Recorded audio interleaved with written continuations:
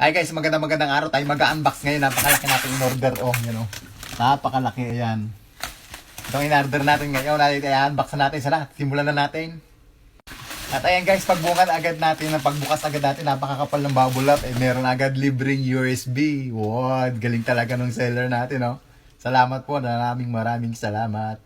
Guys, sobrang dami talaga ng bubble wrap natin. Kaya safe na safe talaga yung ating ating in order. Ay, arga ang ating in-order. Napakalaki. Ayan. Yan, napakalaki ganda oh. Ang bait talaga ng seller at talaga niyang binalo talaga niya ng maayos para safe yung ating product. So guys, ating buksan na. Ayan, ang ating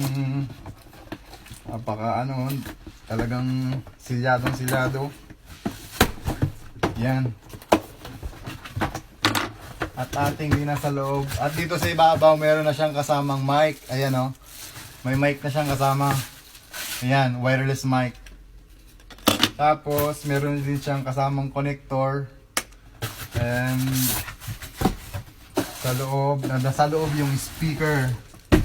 Ayan guys. Ayan, malaki pala siya guys. Ayan oh.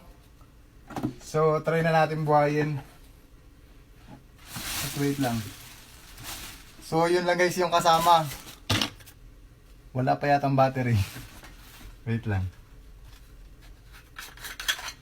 So, walang kasamang battery. Bibili pa talaga pala tayo ng battery. Tapos, wala din siyang kasamang charger. Wala na dito kung nakita yung charger.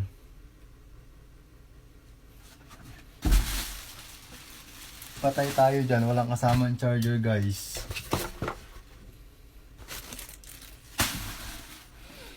Ang sakit, ito lang pala, walang kasamang charger. Nakakayak naman. Paano natin ito i-charge? Pero yan, ang ganda sa pag-gano'n. Yan. Kaso hindi pa natin matesting, wala pa tayong battery. So, ating titesting ko muna ibibili ng battery, okay? Papakita ko sa inyo yung yung kanyang performance niya. Hindi pa pala natin magagamit, wala palang battery kasama yung mic, tas wala pang charger.